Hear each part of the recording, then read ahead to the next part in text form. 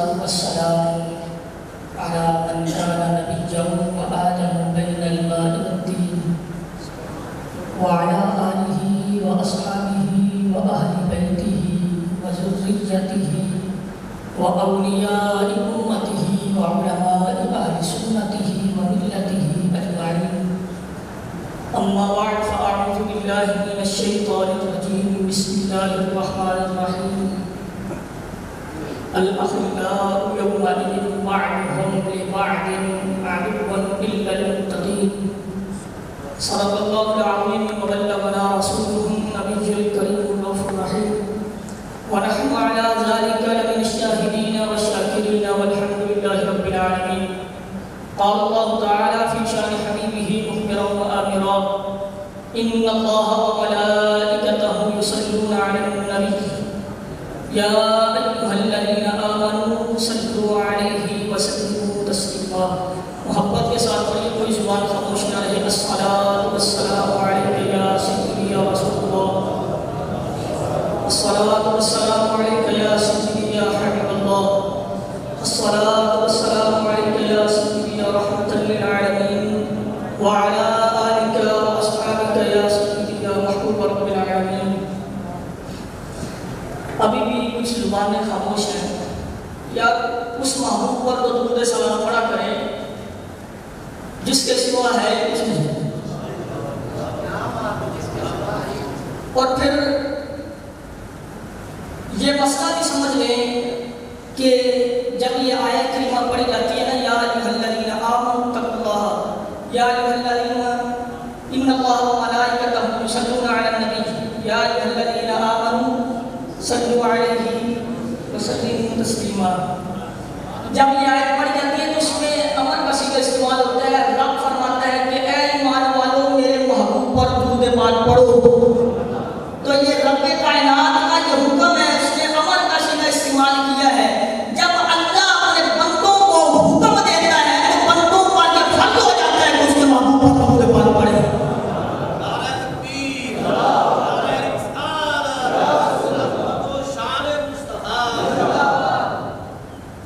تو اس لیے جب کہا جائے کہ درود پاک پڑھیں تو آپ پر واجب ہو جاتا ہے کہ آپ درود پاک پڑھا کریں. تو آپ محبت کے ساتھ درود پاک پڑھا کریں. سارا قرآن اس کی شان میں اترا ہے. قاری صاحب نے ماشاءاللہ بہت خوبصورت حاضری پیش کی ہے. جب یہ حاضری لگوا رہے تھے تو میں دل میں کہہ رہا تھا کہ قاری صاحب آپ کتنا قرآن پڑھو گے، آپ کتنا قرآن پڑھو گے. سارا قرآن میں مصطفیٰ کی نعت ہے. زیرا زبرا سبدا متا سب شان تیری بچیاں، آما لوگاں خبر نہ کوئی خاصا اللہ پڑھنا. تو یہ سارے کا سارا قرآن میں محبوب علیہ السلام کی تعریف ہے، محبوب کی نعت ہے. اس محبوب پر جب کہا جائے کہ یار درود پڑھو تو پھر آپ خاموش رہو تو یہ آپ کو گوارا نہیں کرتی ہے بات. یہ مناسب بات نہیں. اس محبوب پر آپ درود نہیں پڑھتے جس نے ساری زندگی کہا ربی حبلی امتی، ربی حبلی امتی، کہ مالک میری امت میرے حوالے کر دے، مالک میری امت کو بخش دے. اس محبوب پر درود و سلام محبت کے ساتھ پڑھا کریں. محبت کے ساتھ آپ کوئی بھی زبان خاموش نہ رہے، محبت کے ساتھ پڑھیے.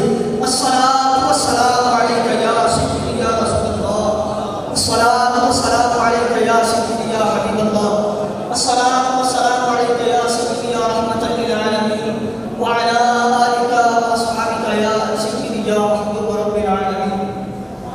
یا صاحب الجمال و یا سید البشر من وجهك المنیر لقد کبر القمر لا يمكن الثناء كما كان حقه وعد الخدا بزرگ تھی قصہ مختصر.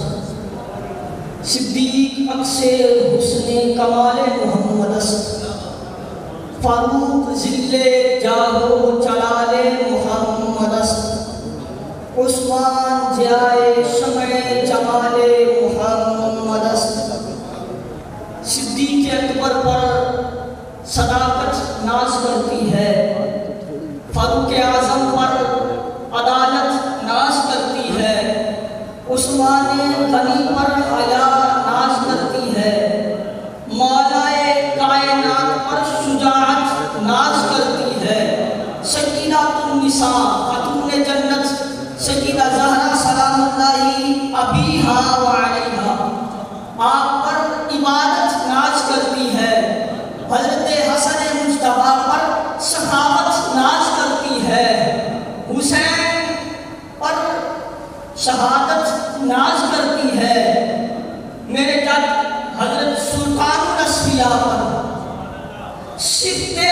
सूफियत नाज करती है।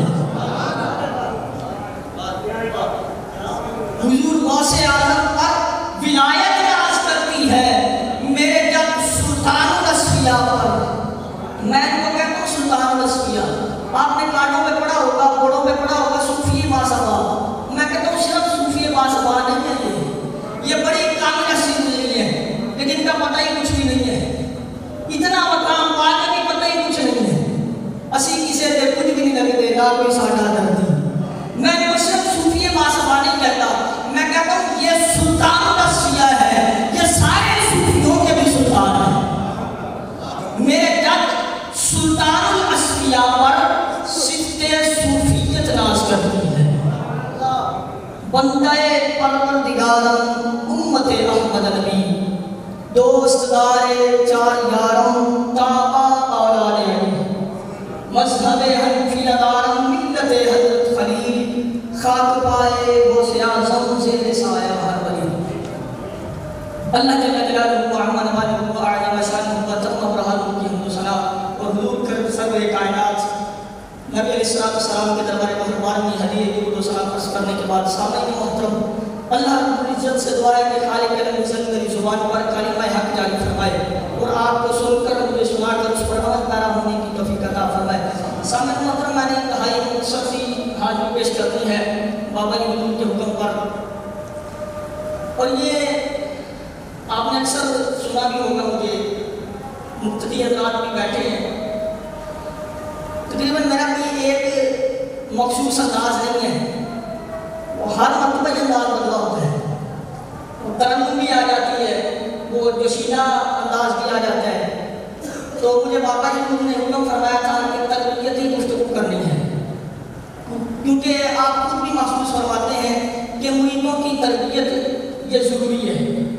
और तरबियत बात आप दर्द के अंदर ये अल्फाज बोलते हैं कि अभी इनकी तरबियत पूरी नहीं हुई, अभी इनके अंदर कोताहियाँ हैं। तो शायद कामिल का फरमान है कि तरबियत ही गुफ्तगू करनी है, तो मैंने तरबियत ही अंदाज के अंदर धीमे से अंदाज में गुफ्तगू करनी है, आपको हज़रात में तवज्जो फरमानी है। सामने मोहतरम अल्लाह रब्बुल इज़्ज़त कुरान मजीद के अंदर इरशाद फरमाता है अखिल्लाहु यौमइज़िन बअदुहुम लिबअदिन अदुव्वुन इल्लल मुत्तक़ीन, फरमाया कि क़यामत वाले दिन, उस दिन गहरे दोस्त एक दूसरे के दुश्मन होंगे मगर मुत्तकी, मगर अल्लाह के वली। फरमाया कि दुनिया के अंदर जितने भी गहरे दोस्त थे, जितने भी एक दूसरे के दोस्त थे, रिश्तेदार थे, जो भी थे, यार थे, क़यामत वाले दिन वो आपस में एक दूसरे के दुश्मन होंगे मगर अल्लाह के जो वली होंगे वो नहीं होंगे। क़यामत वाले दिन अगर दोस्त भी बंदे के खिलाफ जब हो जाएगा, जो महबूब इंसान का दुनिया के अंदर जब वो भी इंसान के मुखालिफ हो जाएगा तो अल्लाह का वली उस दिन काम आएगा, उस दिन जो काम आएगा वो मुर्शिद काम आएगा। तो इसलिए मैं ये कहता हूँ कि अल्लाह के वलियों के साथ निस्बत कायम करें, ये मैं नहीं कहता बल्कि कुरान का हुक्म है। मैं हज़ार मरतबा आपको ये आयत फरमान कर कुनू आसानी कि इनके साथ निस्बत कायम करो, अल्लाह के वलियों के साथ हो जाओ, इनके साथ निस्बत कायम करो। अब ये भी मैं बात करूँगा कि अब ये बहुत कसरत के साथ ये बात पाई जाती है माशरे के अंदर कि हर कोई भी मीडिया वाला बंदा है या कोई भी हर इंसान ने एक नकली पीर ढूंढा हुआ है, एक 2 नंबर पीर ढूंढा हुआ है, 2 नंबर मौलवी ढूंढा हुआ है कि फलां बड़ा 2 नंबर मौलवी है, फलां फ्राडिया है। तो मैं कहता हूँ आप यार फ्राडिया नकल उसी चीज़ की होती है जिसकी कोई कीमत हो। कभी आपने सुना है कि लोहे का नकल हो, सोने का ही नकल होता है। तो नकल उस चीज़ की होती है जिसकी कीमत हो, जो कीमत वाली चीज़ हो उसका नकल होता है। तो औलिया किराम अल्लाह के वली हैं, इनके नकल हैं,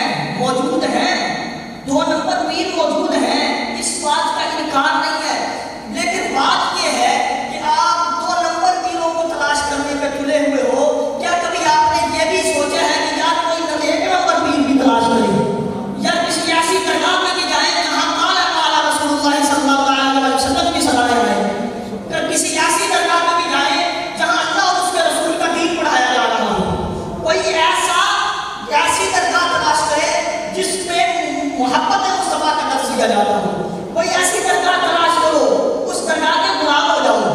کوئی 1 نمبر پیر بھی تلاش کرے. آپ چھوڑیں 2 نمبر پیروں کا پیچھا اور اب وقت آ چکا ہے کہ آپ کسی کامل کے ساتھ نسبت قائم کریں. کسی کامل کے ساتھ آپ نسبت قائم کرو اور یہ نسبت بڑی ضروری ہے. یہ ہر بندے کے لیے ضروری ہے. حضرت فخر الدین رازی آپ بڑے مفسر ہوتے ہیں, تفسیر کبیر آپ نے لکھی ہے, لیکن آپ نے بھی فرمایا کہ جب عبادت میں دل نہیں نہ لگا تو میں نجم الدین کبرا کے پاس گیا ہوں. نجم الدین کبرا کے پاس جانے کے بعد میرا اندر روشن ہوا ہے. پھر امام غزالی رحمۃ اللہ تعالی علیہ, آپ سے بڑی بھی کوئی مذہبی شخصیت ہو سکتی ہے. امام غزالی کا تو آپ نے نام سنا ہوا ہے نا, امام غزالی سے بڑی بھی کوئی مذہبی شخصیت ہو سکتی ہے. آپ بھی بہت بڑی مسجد کے امام تھے, آپ خطاب فرمایا کرتے تھے, قرآن کے بھی حافظ تھے, حدیثیں بھی بہت یاد تھیں, لیکن فرماتے ہیں کہ میرا دل نہیں لگتا تھا نماز کے اندر. میرا دل نہیں لگتا تھا نماز کے اندر, عبادت کے اندر میرا دل نہیں لگتا تھا. مجھے پتا تھا کہ قرآن کا ایک حرف پڑھے تو 10 نیکیاں ملتی ہیں, لیکن قرآن پڑھنے میں میرا دل جمتا نہیں تھا. لیکن پھر مجھے کسی نے بتایا کہ تو بڑی مسجد کا خطیب ہے, ایک چھوٹی سی مسجد کا بابا ہے, وہ صبح تہجد کی نماز بھی پڑھنے جاتا ہے, وہ ہر وقت اللہ اللہ کرتا ہے, وہ اپنے گھر کے دروازے کے سامنے بھی جا کے دیتا ہے, مسجد میں بھی وہ جا کے دیتا ہے. اس بابے کے پاس جا, وہ تیرا دل عبادت میں لگائے گا. اب فرماتے ہیں کہ امام غزالی رحمۃ اللہ تعالی علیہ آپ چادر لپیٹ کر رات کے اندھیرے میں حضرت ابو علی فاروقی رحمۃ اللہ تعالی علیہ ان کے پاس گئے. یہ اسی چھوٹی مسجد کے بابے کا نام ہے, ابو علی فاروقی. ان کے پاس گئے, جا کے کہا کہ حضور میرا عبادت میں دل نہیں لگتا, قرآن پڑھنے میں دل جمتا نہیں ہے. جب آپ نے دیکھا نا کہ یہ غزالی آیا ہے لیکن رات کے اندھیرے میں آیا ہے, چادر لپیٹ کے آیا ہے, آپ نے فرمایا کہ غزالی تیرا کچھ نہیں ہو سکتا, تیرا کچھ نہیں ہو سکتا. آج کی حضور کیوں؟ فرمایا تیرا نفس بہت بڑا ہے, تیرا نفس بہت بڑا ہے. کہا حضور اب کیا ہو سکتا ہے؟ فرمایا کہ جا اب چلا جا, صبح کی روشنی میں آنا, صبح کی روشنی میں آنا.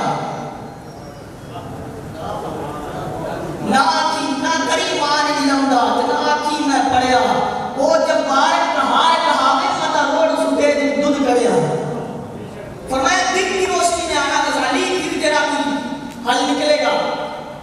آپ نے پہلے تو فرمایا کہ انکار کر دیا کہ میں نہیں آ سکتا, انکار کر دیا. پھر کہا کہ نہیں آؤں گا, ہرت کی گٹھلیاں سلجھا چکا ہوں, یا رب اب مجھے سامنے ضرور کر دے. پہلے انکار کر دیا, پھر کہا کہ نہیں چلے میں آؤں گا. مسجد کو استعفیٰ دیا, کہا کہ میں فقیر کی بارگاہ میں جاتا ہوں, درویش کے پاس جانا ہے. اب استعفیٰ دے کے حضرت ابو علی فاروقی رحمۃ اللہ تعالی علیہ آپ کے پاس آئے, اور آ کے جب حاضر ہوئے کہا کہ اب وظائف کروائیں مجھے. اب کیا مجھے وظائف کروانے ہیں؟ تو آپ نے فرمایا تیرا وظیفہ یہ ہے کہ غزالی تمہیں ہر فرض نماز کے بعد یہ کام کرنا ہے کہ جب فرض نماز کا سلام پھیر لو تو دعا سے بھی پہلے اٹھ کے تمہیں باہر چلے جانا ہے, اور جو نمازی آئیں گے ان کے جوتے سیدھے کر کے رکھنے ہیں,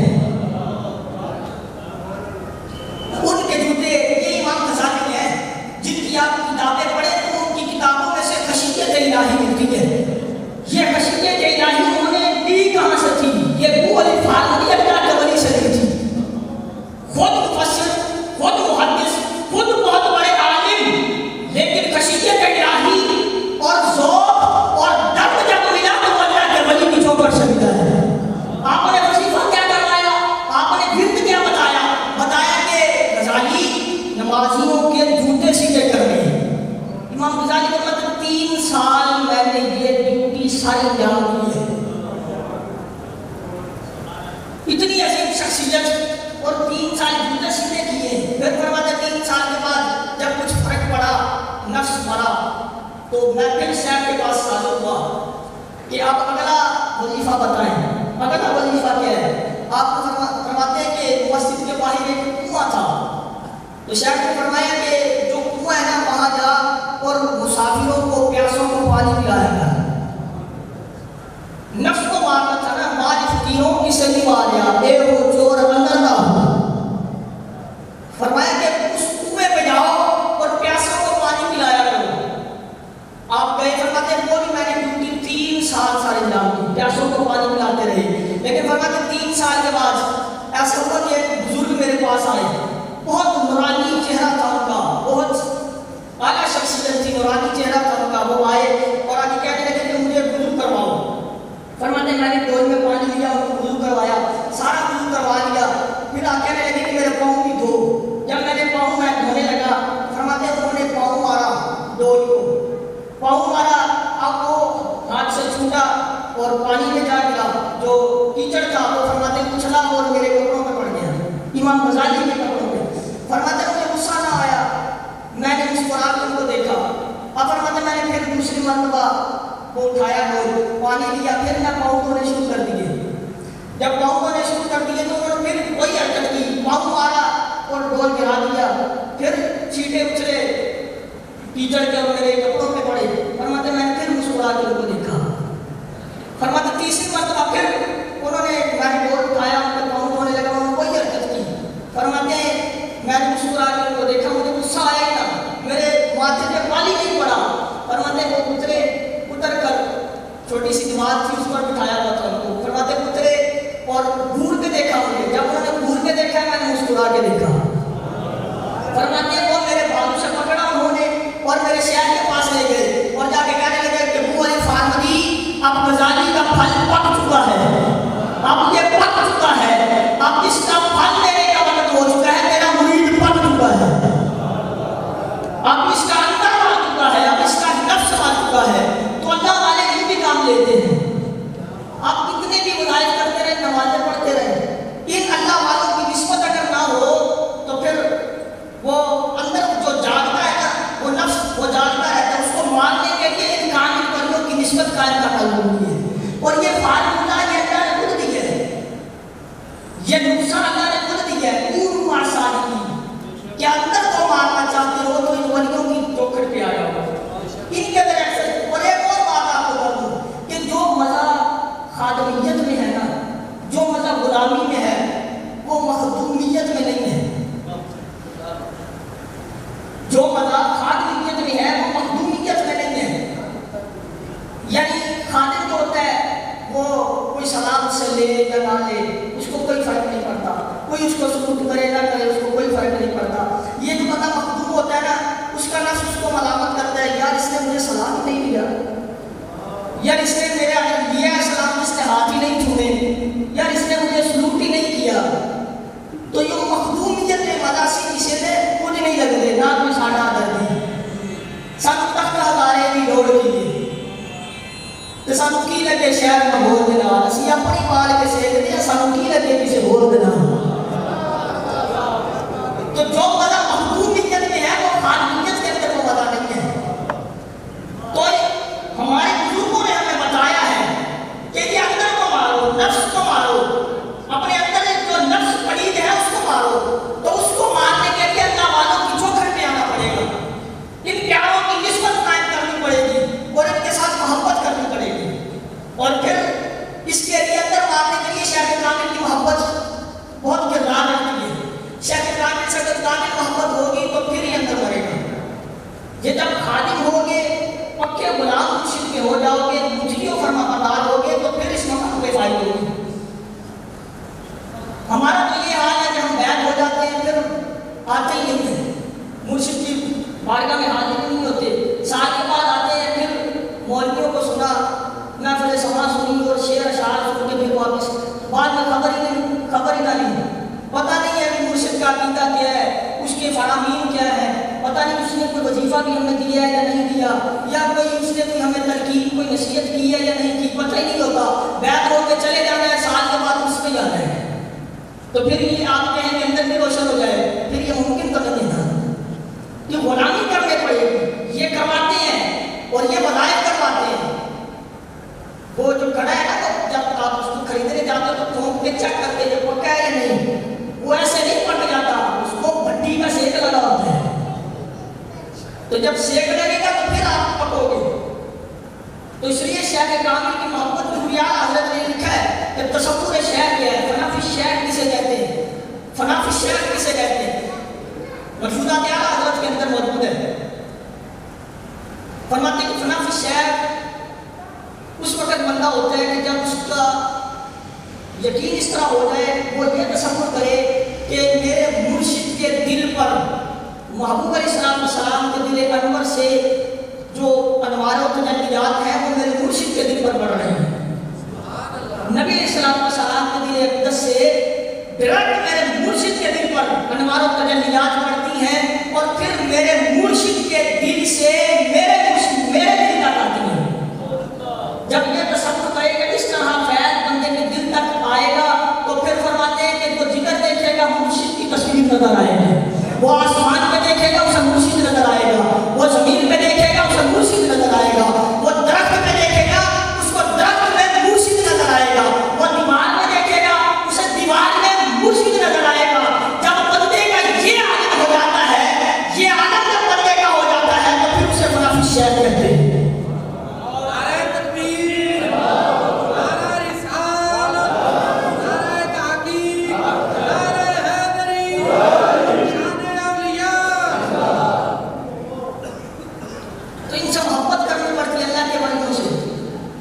محبت کرنی پڑتی ہے، ٹوٹ کے مرنا پڑتا ہے، ان کی غلامی کرنی پڑتی ہے. وہ حضرت منصور حلاج آپ نے نام سنا ہوا ہے، جب ان کو قید کیا گیا تو حضرت شبلی رحمۃ اللہ تعالی آپ ان کے پاس گئے اور پوچھا کہ محبت کیا ہے.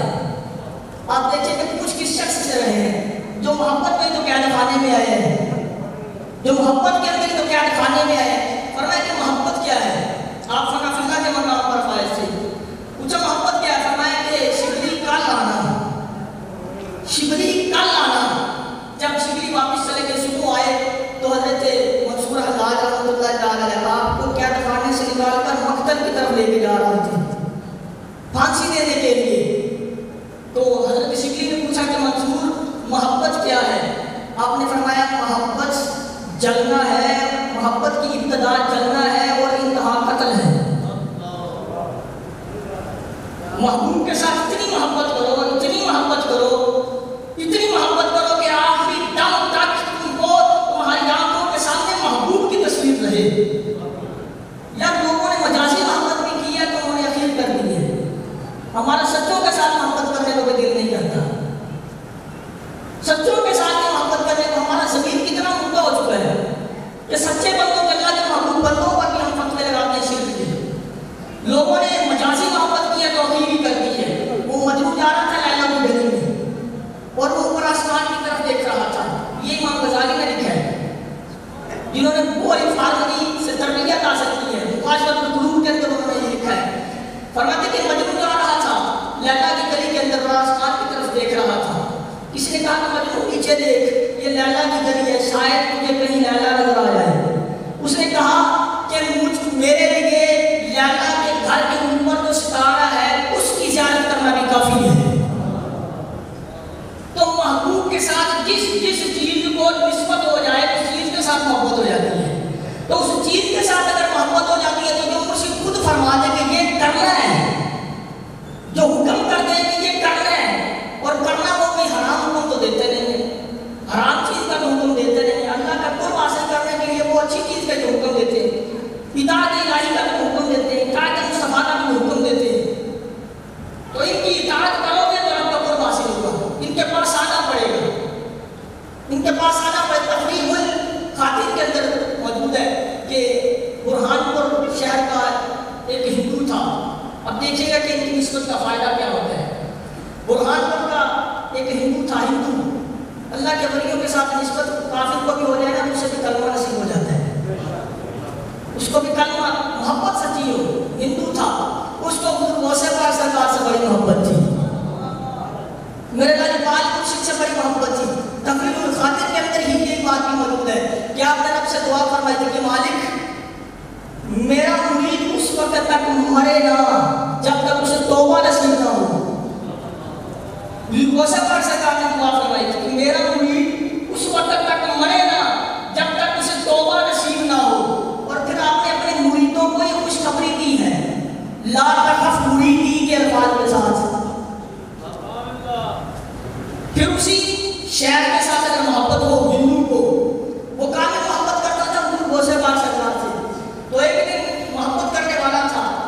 اس کا انتقال ہو گیا، فوت ہو گیا.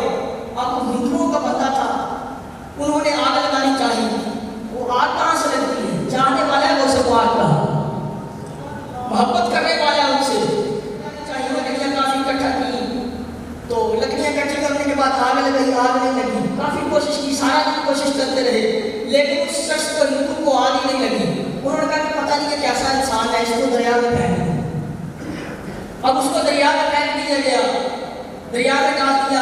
ایک انسان، ایک شخص کے بعد میں رات میں حضور غوث پاک سرکار نے پاک آپ تشریف لائے اور فرمایا کہ میرا مرید دریا میں ڈال دیا گیا ہے، ابھی گزرنے والا ہے، یہاں سے جاؤ، اس کو نکالو، اس کے کفن دفن کا اہتمام کرو، اس کی تجہیز و تکفین کرو، اس کا جنازہ پڑھاؤ، اس کو دفن کرو. اٹھا، جب دیکھا دریا سے نکالا، پوچھا کہ حضور، خواب کے اندر ہی پوچھا، حضور وہ تو ہندو تھا، وہ تو ہندو تھا، وہ تو مسلمان بھی نہیں تھا، آپ کہہ رہے ہیں کہ اس کو کفن دو، اس کا جنازہ پڑھاؤ. آپ نے فرمایا تھا وہ ہندو، لیکن وہ غوث پاک سے محبت کرنے والا تھا. اللہ کے ولیوں سے محبت کرنے کی وجہ سے مرتے وقت اللہ نے اس کو کلمہ نصیب فرما دیا.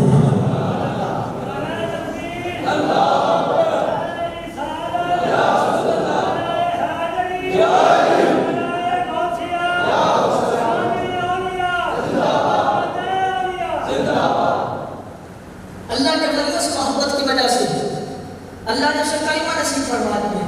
سچوں سے محبت کرو، ان کی اطاعت و فرما برداری کرو، یہ اللہ کے قرب کا ذریعہ بنتے ہیں. کچھ لے کے اٹھو اہل صفا کے در سے، یہ در قریب ہے مصطفیٰ کے در کے، یہ در قریب ہے، اس کی حقیقت فرماتے ہیں یہ در قریب ہے مصطفیٰ کے در کے. ایمان، یقین، سکون، رسالت، توحید سب کچھ ملتا ہے اولیاء کے در، سب کچھ ملتا ہے اولیاء کے در سے، انہی کے در سے سب کچھ ملتا ہے. یہ انسان کے اندر کو مارتے ہیں، یہ اللہ کی پہچان کرواتے ہیں. یہ حضور سلطان رسیہ، ان کا اندر بھی بڑا اچھی طرح مرا ہوا تھا. یہ مرشد گرامی کی زبان مبارک سے میں نے سنا ہے کہ آپ اتنے مہربان تھے، اتنے شفیق تھے کہ مہمان بھی کوئی آتا تھا اس کو خود سائیکل میں چھوڑ کے آتے تھے روڈ تک. اب بندہ پیر ہو، آئے مرید، وہ خدمت بھی کرے، نذرانہ بھی دے. پیر کو تو چاہیے کہ وہ چھوڑا ہو جائے، وہ تو باجے بھی جائے، خدمت بھی کرے، اور وہ داد بھی دے کے جائے، مرشد کی تعریف بھی بڑی کرے. اب جانے کا وقت آئے تو مرشد کہے میں تجھے چھوڑ کے آتا ہوں، تو یہ بات کمال کی نہیں ہے. اس طرح میرے سلطان رسیہ کا اندر مرا ہوا تھا. بات فقیرہ کی سے نہیں ماریا، اے وہی چھوڑ اندر تھا. آپ مسافروں کو روڑ کر خود چھوڑ کے آتے تھے. تو ان اللہ والوں کے ساتھ ہو جاؤ، ان کی نسبت قائم کرو، ان کی نسبت قائم کرو، جہاں سے خدا ملتا ہے. یہ جو دوسرے پارٹی کے پاس جائیں گے آپ کو وہ اللہ کا تو کرواتے ہیں، لیکن جو اللہ چاہتا ہے وہ تو کرواتے ہی نہیں ہیں. یہ جو ہمارا عقیدہ ہے یہ ہم کو قرآن سے ہی تو ملا ہے. یہ قرآن ہی تو کہتا ہے یا ایھا الذین آمنوا اتقوا اللہ وابتغوا الیہ الوسیلہ، کہ اے ایمان والو اللہ سے ڈرو اور اس کی طرف وسیلہ تلاش کرو. یہ اللہ کے جو ولی ہیں یہ وسیلہ بنتے ہیں، اللہ کی طرف ہمارے لیے یہ وسیلہ بنتے ہیں. یہ ہم کو اللہ تک پہنچاتے ہیں، محبوب علیہ السلام کو محبت دیتے ہیں، اور محبوب علیہ السلام نے ان کی پہچان کروائی ہے کہ ولی کون ہوتا ہے. اولیاء اللہ الذین اذا ذکر اللہ تعالی، محبوب علیہ السلام فرمایا کہ ولی وہ ہے کہ جس کے چہرے کو تم دیکھو تو تمہیں خدا یاد آ جائے. ولی وہ ہے جس کے چہرے کو تم دیکھو تو تم کو خدا یاد آ جائے. تو ولی کے چہرے کو دیکھنے سے خدا یاد آتا ہے. جب تم اس کے پاس بیٹھو گے، اس کے ملفوظات سنو گے تو پھر کیا نہ ہوگا، پھر اندر خدا کا نور اترے گا یا نہیں اترے گا. یہ بڑے بڑے علماء جو ہیں، یہ بڑے بڑے مفسرین جو ہیں، محدثین جو ہیں، یہ بڑے بڑے آپ فقیہوں کے بھی نام سنتے ہیں. یہ جتنے بھی اولیاء کرام ہیں یہ محدث تھے، مفکر تھے، یہ محدث تھے، ان سب کے پیر تھے. وہ پہلے بھی آپ کو میں کہہ چکا ہوں کہ وہ نجم الدین کبریٰ کے مرید فخر الدین رازی، آپ کو تفسیر کبیر لکھی ہے لیکن اندر روشن نہیں ہوا تھا. اندر روشن ہوا ہے کہ نجم الدین کبریٰ نے کی ہے. اللہ کی پہچان ہوئی ہے، اللہ کا قرب حاصل ہوا ہے کہ نجم الدین کبریٰ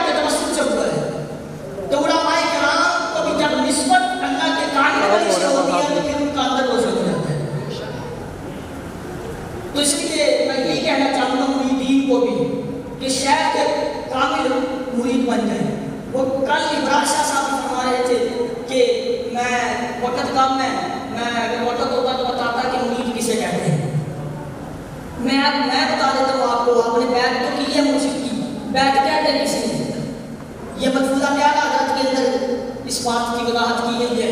بیعت کسے کہتے ہیں؟ آپ بیعت تو ہو جاتے ہیں، پھر بیعت کے جو حکم کیا ہے وہ آپ ادا نہیں کرتے۔ بیعت یہ بیعت سے نکلا ہے، بیعت سے مشتق ہے، اور بیعت کا معنی ہوتا ہے بیچنا۔ بندہ جب بیعت ہو جاتا ہے تو وہ مرشد کو اپنے آپ کو بیچ دیتا ہے۔ جو بکی ہوئی چیز ہوتی ہے پھر اس کا اپنے آپ پر کوئی حق نہیں ہوتا، وہ جو خرید لیتا ہے اسی کا حق ہوتا ہے۔ وہ جیسے اس کو چاہے، جیسے اس کو استعمال کرے، جو اس کو حکم کرے وہ غلام ہو جاتا ہے، اس کو کرنا پڑتا ہے ویسے۔ یہ بیعت کا معنی ہے کہ پیر کا، اللہ کے ولی کا تابع ہو جانا، اس کا غلام ہو جانا، اس کا مطیع ہو جانا، اس کا فرما بردار ہو جانا۔ پھر انسان کا پر تو حق ہوتا ہی نہیں ہے۔ العشق نار یحرک ما سوى الحبیب، ہم نے یہ تعریف پڑھی ہے عشق کی۔ عشق شاید کے ساتھ کامل عشق کرو، کامل محبت کرو، کامل محبت کرو۔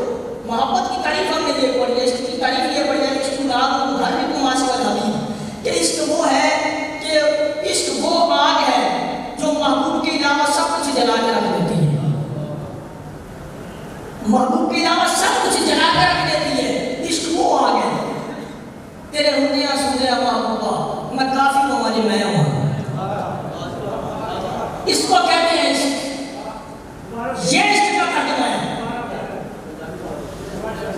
محبوب کے علاوہ کچھ نظر ہی نہیں آتا، اس کو کہتے ہیں عشق۔ تیرے ہندیاں سندیاں محبوبہ، تیرے ہندیاں سندیاں محبوبہ میں کافی ہوں والی میں ہوں۔ جب مانگی ہی ساری محبوب کی ہے، فرما برداری اسی کی کرتی ہے، تو پھر اپنا حکم کہاں سے آ جاتا ہے؟ اپنی تمنا کہاں سے آ جاتی ہے؟ اپنی خواہش کہاں سے آ جاتی ہے؟ اپنے آپ کو مار کے محبوب کا مطیع و فرما بردار جب ہو جائے تو اسے کہتے ہیں عشق۔ تیرے ہندیاں سندیاں محبوبہ میں کافی ہوں والی میں ہوں، اسے کہتے ہیں عشق، اسے کہتے ہیں محبت۔ تو انسان کو چاہیے کہ اگر بیعت ہو جائے وہ مرشد کے مفروضات پہ عمل بھی کرے، اس کے جس بات سے روک دیا جائے اس پر عمل کرے۔ جی و جان کا کچھ بسا نہیں ہو، جان یار دے بشار ہو جا، اس سے دل دہن فساد سارے، دل بارے تے آزاد ہو جا، جی اور رکھے آباد تے رو وسدا، جی اور کرے برباد تے برباد ہو جا۔ اس کو کہتے ہیں عشق۔ آپ کہاں کی شہر کے ساتھ محبت کا دعویٰ کرتے ہو، پھر نافرمانیاں بھی کرتے ہو، یا اللہ کا حکم دیتے ہیں وہ تم کو، امر و نہی پر وہ عمل کرتے ہیں، خدا کا قرب دینے کے لیے تم کو، وہ اللہ کا قرب عطا کرنے کے لیے تم کو وہ قرآن بتاتے ہیں، قرآن کی تعلیمات تم کو دیتے ہیں، تو تم کو چاہیے کہ مرشد کی کامل ترین اتباع کرو۔ مرشد جاتے ہیں، اب دیکھ لیں کل کتنی بڑی پریشانی بنی ہے، اب بھی وہ پریشانی کے اندر مرشد ہے، لیکن میں کمال کروں، کل سے ہی میں اسی سوچ میں پڑا ہوا ہوں کہ میرے مرشد کا اخلاص کتنا ہے، میرے مرشد کے اخلاص کتنا ہے۔ یہ مریدوں کے ساتھ اخلاص ہے۔ دادی جان کی طبیعت خراب ہوئی ہے، وہ ابھی بھی ہاسپٹل کے اندر ہے، لیکن اخلاص کا مریدوں کے ساتھ اتنا دیکھ لے کہ وہ والدہ ہاسپٹل میں ہے، مریدوں کے ساتھ اتنا اخلاص ہے کہ اتنی دور سے آئے ہیں، خرچہ کر کے آئے ہیں، کرایہ لگا کے آئے ہیں، سفر کر کے آئے ہیں۔ ان کی اگر تربیت نہ ہو کر مرشد کی آستانے سے غائب ہو جائے نذرانہ لے کے، تو پھر اس مرشد کون کرے گا؟ تو آپ کا اخلاص ہے مرشد کا مریدوں کے ساتھ، تو مریدوں کو بھی چاہیے کہ مرشد کے ساتھ اخلاص کے ساتھ پیش آئے۔ مرید ہی اسے کہتے ہیں تو بک جائے مرشد کی راہ میں، مرشد پر قربان ہو جائے، اسے کہتے ہیں مرید۔ لگے میں جاتے ہیں تو سارے راستے میں مرشد یہی کہتے جاتے ہیں یار تم نے گفتگو کرنی ہے تو مریدوں کی تربیت کرنی ہے، مریدوں کی تربیت کرنی ہے۔ میں ترنم بھی لگا لیتا ہوں، میں دوشیلہ کتاب بھی کر لیتا ہوں، جمعے میں میں کرتا ہوں سارا کچھ، لیکن جب مریدوں کے درمیان